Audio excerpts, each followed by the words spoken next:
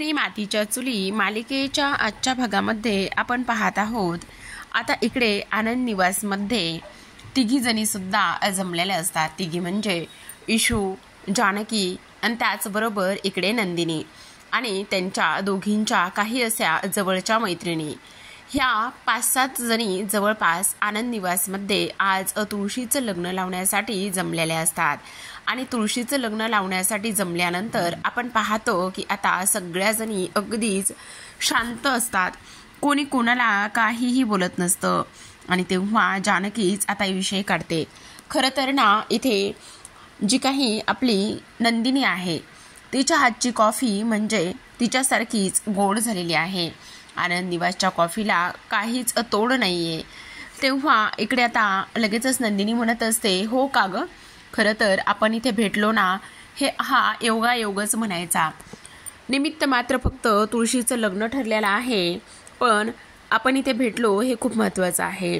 सुरुवातीला तर तुला एक गोष्ट सांगू का नंदिनी, इथे ना मी इकडे येण्यासाठी अजिबात तयार नव्हते किंवा मी इकडे येण्यासाठी स्पष्टपणे नाहीच म्हणत होते, पण तरी सुद्धा मी इकडे यायला तयार झाले आणि आज बघ ना, असं अधूनमधून आपण भेटलं पाहिजे असं सुद्धा आता इकडे ती बोलत असते।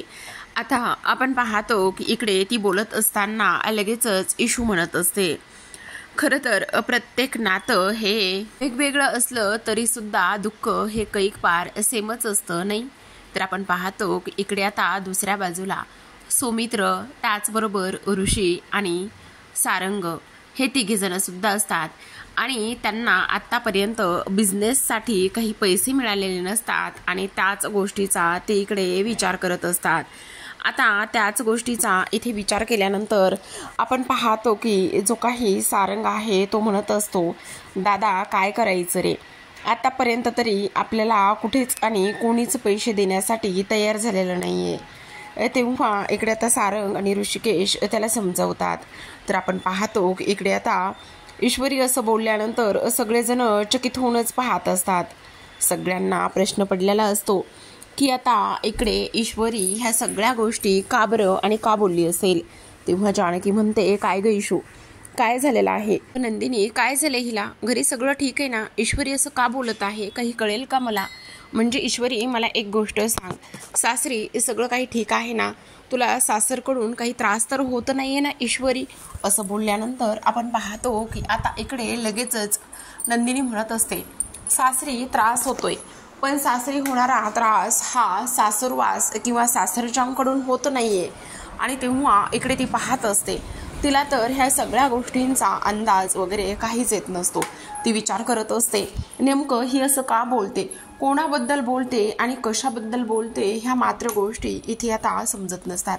पण तरी सुद्धा आता नंदिनी बोलत असते, म्हणजे मला सांग नीट। त्यावर नंदिनी म्हणत असते, तीच ग आपली जुनी युगानी युगाची स्टोरी, म्हणजे माझं तुझ्यावर प्रेम आहे म्हणजे तुझं सुद्धा माझ्यावर प्रेम असलंच पाहिजे, हेच ते। आणि प्रत्येक वेळी इथे स्त्रीलाच ह्या सगळ्या गोष्टी इथे आता पाहाव्या लागतात आणि ऐकून घ्याव्या लागतात। आणि जर तू माझी नाही होऊ शकलीस तर मी तुला दुसरी कोणाची होऊ देऊ नाही देणार वगैरे वगैरे वगैरे।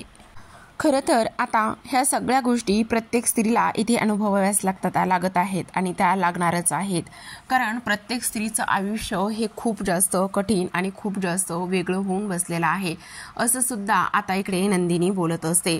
तेव्हाच प्रत्येकाचं आयुष्य हे एवढं सोपं आणि एवढं इझी नाहीये असं नंदिनीचं म्हणणं असतं। तेव्हाच ईश्वरी म्हणत असते, खरं पाहायला गेलं तर मुलांचं आयुष्य किती सोपं आणि इझी आहे ना, प्रत्येक मुलगा हा स्वतःच्या आयुष्यात रील पण बनवतो आणि डील पण करतो। इथे मुलींसाठी कोणाच्या तरी कानाखाली मारणं त्याच्याकरिता खूप सोपं आहे, पण सगळ्यात महत्त्वाचं म्हणजे की आता काही जरी झालं ना तरी सुद्धा ह्या सगळ्या गोष्टी इथे आता अशा नाही व्हायला पाहिजे। त्यावर नंदिनी म्हणत असते, अगदी बरोबर बोलतेस बघ तू ईश्वरी। तेव्हा मात्र आपल्या मनामध्ये काय चाललंय, आपण कशाबद्दल ह्या सगळ्या गोष्टी करतोय आणि आपल्याबद्दल कुठली डील इथे करायची वेळ आली तर मग मात्र त्यांचा नेहमीप्रमाणेच पुरुषी अहंकार मध्ये येतो। ही साधी गोष्ट ज्या बाईला किंवा पुरुषाला कळत नाही त्या पुरुषाकडे कुठल्याच बाईचं मन वळत नाही। तेव्हा जानकी म्हणत असते, प्रत्येकाच्या मनामध्ये इथे खूप सारे प्रश्न निर्माण आहेत आणि अशा ह्या सगळ्या गोष्टीतून कोण कोण जातंय किंवा गेलेला आहे त्यांनी प्लीज हात वर करा असं म्हटल्यानंतर तिथे जमलेल्या सगळ्या जणीच आता हात वर करत असतात। जानकीच्या हातामध्ये इकडे कप असतो। आता इकडे ईश्वरीने सुद्धा हात वर केलेला असतो, कारण ईश्वरीला सुद्धा राकेशकडून त्रास होतो, तर नंदिनीने सुद्धा त्या गोष्टी अनुभवलेल्या असतात, इतर मैत्रिणीने सुद्धा अनुभवल्या असतात। आता जानकी सरतेशेवटी हात वर करत असते आणि ती म्हणत असते, म्हणजे आपल्यापैकी इथे सगळ्याच जणींना हा प्रॉब्लेम आहे आणि सगळ्याच जणी ह्या अशा गंभीर गोष्टीतून गेलेल्या आहेत। किंवा खरं पाहिलं तर अशा वेळी आपला जोडीदार आपल्यासोबत असणं खूप महत्त्वाचं आहे। तेव्हा ईश्वरी म्हणत असते, खरं पाहायला गेलं तर इकडे आपला जोडीदार आपल्यासोबत असेल तर लढायला ताकद मिळते। तेव्हा आता इकडे जानकी म्हणत असते, अगदी बरोबर बोललेली आहेस तू ईश्वरी, आपला जोडीदार जर आपल्यासोबत कायम असेल तर आपण लढू शकतो। अगदी इथे ऋषिकेश खंबीरपणे इथे नेहमी माझ्या पाठीशी खंबीरपणे उभा राहतात। तेव्हा इकडे लगेचच नंदिनी सुद्धा म्हणत असते, इकडे जीवा तर माझ्या खंबीरपणे पाठीमागे नाही तर सोबत कायमच ते उभे राहिलेले आहेत आणि सोबत उभं राहून मला त्यांनी लढण्याचं बळ दिलेलं आहे। वा आता लगेचच ईश्वरी म्हणत असते, आता बाद झालं, आता आपण हे सगळं अजिबात सहन करायचं नाही, काही जरी झालं ना तरी सुद्धा आता हे सहन करायचं नाही, स्वतःला एवढं सक्षम बनवा की आता त्या लोकांना आपल्याला इथे सडेतोड उत्तर देताच आलं पाहिजे। तेव्हा जानकी म्हणत असते, आता उपटून टाका त्या दारातील जाईच्या झाडांना, जर त्यांना आपण खतपाणी घालत असू तर, आणि त्या जागी बाभळी लावा, कारण इथे आता पुरुषी अहंकाराला आणि त्याचबरोबर आपल्याकडे वाईट नजरेने कोणी जर पाहायला लागलं तर त्यांना चांगलाच धडा शिकवला पाहिजे, असं सुद्धा इकडे आता जानकी बोलत असते। आता सगळ्या काही गोष्टी आपण एकमेकींना सपोर्ट करून केल्या पाहिजे। तेव्हा इकडे लगेचच नंदिनी म्हणत असते, खरं तर इथे मी तुम्हा सगळ्यांना त्याच गोष्टीसाठी आणि त्याच कारणासाठी इथे बोलवलेलं आहे। जेव्हा जेव्हा एकमेकींना एकमेकींची साथ मिळेल किंवा एकमेकींची गरज भासेल तेव्हा तेव्हा आपण ह्या सगळ्या गोष्टी इथे करायलाच हव्यात। तेव्हा एकमेकींसाठी खंबीरपणं उभं राहायला हवं असं नंदिनी बोलत असते। आणि बायकाच बायकाच्या शत्रूनी आहेत हा समजसुद्धा त्यांनीच एकमेकींमध्ये किंवा आपापसात पसरवलेला आहे, पण आपण त्या सगळ्यांना असं दाखवून द्यायचं की नाही, काही जरी झालं ना तरी सुद्धा आपण सख्या आणि सोबतीने आहोत। तेव्हा लगेचच आता इकडे सगळेजण टाळ्या आणि कौतुक करत असतात। तेव्हा आता नंदिनी म्हणत असते, जर जानकीच्या भाषेमध्ये सांगायचं झालं तर इकडे एकतर्फी प्रेमाचं वादळ आपल्या तुळशीपाशी असलेल्या दिव्याला इथे विझवू शकत नाही, असं सुद्धा आता इकडे ती बोलत असते। जानकी, काय झालेलं आहे? काही नाही ग, काही आठवणी एवढ्या गाठीशी बांधलेल्या असतात ना, त्या जरी आठवल्या ना तर मन इथे कुरूप होतं। तेव्हा नंदिनी तिला म्हणत असते, हे बघ जानकी, तू ह्या सगळ्या गोष्टीचा विचार करू नकोस, सगळं काही ठीक होईल। इतिहास साक्षी आहे, जिथे जिथे सीता आहे तिथे रावण तर आहेच, पण त्या ठिकाणी इथे श्रीराम सुद्धा आहे। लगेचच जानकी म्हणत असते, खरं आहे तुमचं सगळ्यांचं, कारण स्त्रीमध्ये एवढी ताकद आहे की ती इथे स्त्री ही पुरुषी अहंकारांचं दहन सुद्धा करू शकते।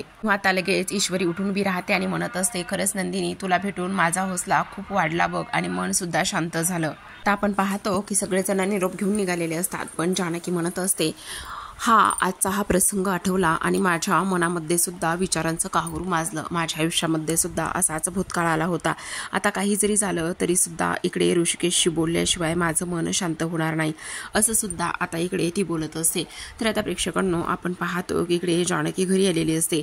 जेव्हा जानकी घरी येते आणि घरी आल्यानंतर आपण पाहतो की आता इकडे ती तिच्या खोलीमध्ये बसलेली असते आणि खोलीमध्ये बसलेली असताना इकडे तिला वामनशास्त्री गुरुजी जे काही बोललेले आहेत ते सगळं काही इथे आठवत असतं आणि ह्या सगळ्या गोष्टी आठवल्यानंतर आता लगेचच इकडे ती म्हणत असते, मला ऋषिकेशशी बोलावंच लागेल। तेवढ्यातच ऋषिकेश आलेला असतो आणि ऋषिकेश म्हणत असतो की काय झाले जानकी, आणि तेव्हा जानकी आता उठून उभी राहते आणि ती खूप घाबरलेली असते। तेव्हा ऋषिकेश तिला विचारतो, जानकी काय झालेलं आहे, सांगणार आहेस का, बोल ना काय झाले। तेव्हा आपण पाहतो की इकडे आता जानकी म्हणत असते, ऋषिकेश मला खूप जास्त भीती वाटते, कसली भीती वाटते आणि कशाची भीती वाटते असं ऋषिकेश स्पष्टपणे विचारत असतो। तेव्हा जानकी म्हणत असते, काय झाले ते तरी सांग। इकडे जानकी म्हणत असते, ऋषिकेश तुम्हाला काय सांगू, मी आज ना इकडे नंदिनीकडे गेले होते, म्हणजे तिने मला बोलवलं होतं, आमंत्रण दिलं होतं म्हणून मी तिच्याकडे गेले होते। खरं तर इकडे आम्ही सगळ्या मैत्रिणी खूप छान भेटलो, खूप गप्पा वगैरे सगळ्या काही गोष्टी ते झाल्या. मग त्याचं काय झालं, उलट तर चांगलीच गोष्ट आहे ना. हो ऋषिकेश, पण तुम्हाला गोष्ट सांगू का, इथे सगळ्यांना त्यांचा त्यांचा भूतकाळ आठवायला लागला. सगळ्यांनी त्यांचा त्यांचा भूतकाळ इथे मला सांगण्याचा प्रयत्न केला आणि त्या सगळ्यांचे अनुभव, त्याचबरोबर त्यांच्यासोबत झालेल्या गोष्टी, हे सगळं काही पाहिल्यानंतर, ह्या सगळ्या काही गोष्टी ते अनुभवल्यानंतर मला मात्र खूप मोठा धक्का बसलाय. मी ह्या सगळ्या गोष्टी अजिबात सहन करू शकत नाही ऋषिकेश. कारण इथे त्या स्त्रियांनी जे काही भोगले ते मात्र इथे कोणाच्याही वाटेला येऊ नये असं मला वाटतंय. तेव्हाच ऋषिकेश म्हणतो, हे बघ जानकी, तू कशाबद्दल बोलतेस, काय बोलतेस हे मला नाही समजत आहे. हो, भूतकाळाबद्दलच बोलते. कारण तुम्हाला एक गोष्ट सांगू का ऋषिकेश, त्या मुलींचा भूतकाळ ऐकल्यानंतर मला अंगावर काटे येत आहेत आणि त्यांच्या तोंडून ते सगळे काही शब्द ऐकल्यानंतर मला खूप जास्त त्रास होतोय. असं राहून राहून त्या सगळ्या गोष्टी इथे आठवत आहेत आणि मला सुद्धा माझा भूतकाळ आठवला. काय? हो ऋषिकेश, आपण हे दोघं सुद्धा विसरून नाही चालणार. कारण इकडे तुम्हाला माहिती आहे, 12 वर्षापूर्वी जो भूतकाळ इथे माझ्या आयुष्यात होता, तो भूतकाळ इथे आपण घरच्यांना कोणालाच सांगितलेला नाहीये. सगळ्या घरच्यांना आपण अंधारामध्ये ठेवलेला आहे, असं जानकी बोलत असते. अगं पण त्याचा काय संबंध आहे? तेव्हा इकडे जानकी म्हणत असते, संबंध कसा नाही आहे ऋषिकेश, संबंध तर असणारच ना. मला एक गोष्ट सांगा, वामनशास्त्री म्हटले त्या पद्धतीने जर माझं भूतकाळाचं सावट इकडे आपल्या वर्तमान काळामध्ये डोकावत असेल आणि आपलं वर्तमान काळ इथे नष्ट करण्याचा प्रयत्न करत असेल, तर मग काय करायचं, असं आता इकडे ती बोलत असते. तेव्हा आता इकडे आपण पाहतो की ऋषी तिला समजावतो आणि म्हणत असतो, जानकी तू वेडी आहेस का? हे बघ, आता आपण नाही आपल्याला ह्या सगळ्या गोष्टी इथे कोणालाच सांगू शकत. त्यावर लगेचच आता जानकी म्हणत असते, का नाही सांगू शकत, पण जर भूतकाळामुळे आता ह्या घरावर संकट आलं असेल, विघ्न आलं असेल, तर आपण ह्या सगळ्या गोष्टी इथे सांगायला हव्यात ऋषिकेश. पण अगं घरचे नाही समजून घेणार आहेत आपल्याला, पण आपल्याला काही करून सांगितलं पाहिजे. त्यावर लगेचच ऋषी म्हणत असतो, बरं ठीक आहे, मी सौमित्र आणि सारंगला ह्या सगळ्या गोष्टी सांगतो, कमीत कमी ते दोघे तरी आपल्याला नक्कीच समजून घेतील, असं इकडे आता ऋषिकेश बोलत असतो. आणि तेव्हा आपण पाहतो की आता लगेचच ऋषिकेश बाहेर जाऊन सारंग आणि सौमित्रला बोलावून घेऊन आलेला असतो. त्याने असं सांगितलेलं असतं की आता जानकीचा आणि माझा काही भूतकाळ होता 12 वर्षापूर्वीचा, तोच भूतकाळ इथे आम्हाला तुम्हाला सांगायचं आहे आणि जानकी तो तुम्हाला सांगणार आहे. असं म्हटल्यानंतर आपण पाहतो की आता इकडे सौमित्र, सारंग आणि त्याचबरोबर इकडे आता जी काही अवंतिका आहे ती सुद्धा आलेली असते. आणि तेव्हा वहिनी, असं काय झालेलं आहे तुझ्या भूतकाळामध्ये की ते तुला आता आम्हाला सांगायचं आहे, सांग ना वहिनी, असं सुद्धा आता इकडे जो काही सारंग आहे तो बोलत असतो. आणि तेव्हा लगेचच आता जानकी म्हणत असते, अगं मी काय म्हणतोय वहिनी, जर काही प्रॉब्लेम आला असेल तर तसं सांग ना, आपण सगळे मिळून तो सगळा प्रॉब्लेम इथे सॉल्व्ह करूयात, बोल ना.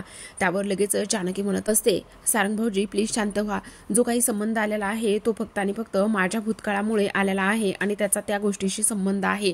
तर आता आपण पाहतो की इकडे लगेचच आपल्या ह्या म्हाताऱ्या आजीने ऐश्वर्याला फोन केलेला असतो. ऐश्वर्याला फोन करून इकडच्या सगळ्या खबरा इथेही म्हातारी देत असते. ती म्हणत असते, अगं ऐश्वर्या, तुला काय सांगू, ही लोक बिझनेससाठी पैसे शोधतायत आणि कोणी लोन देतंय का नाही ह्या सगळ्या गोष्टी इथे बोलतायत. अच्छा असं आहे तर.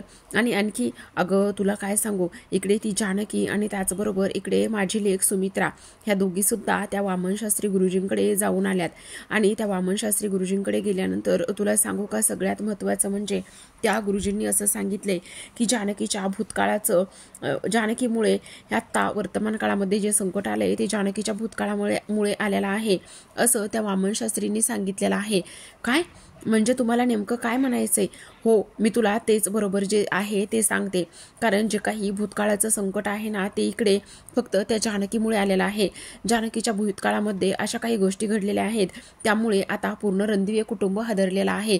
आता इकडे ऐश्वर्या म्हणत असते, एक मिनिट आजी, नेमकं तुम्हाला काय म्हणायचंय नीट सांगा. अगं तेच तर सांगण्याचा मी तुला प्रयत्न करते. त्यावर लगेच आता इकडे ऐश्वर्या विचार करत असते की हे सगळं काय आहे. आणि त्याचबरोबर जी काही माया मला ह्या सगळ्या गोष्टी सांगत होती की इथे त्या मास्कमॅनचा संबंध जो आहे तो फक्त आणि फक्त इथे जानकीशी आहे, मग खरंच हे सगळं काही खरं असेल का, असं बोलत असताना किंवा असा विचार करत असतानाच माया तिथे आलेली असते. आणि माया तिथे आल्यानंतर लगेचच ऐश्वर्या म्हणत असते, माया ये, मी तुझीच वाट बघत होते.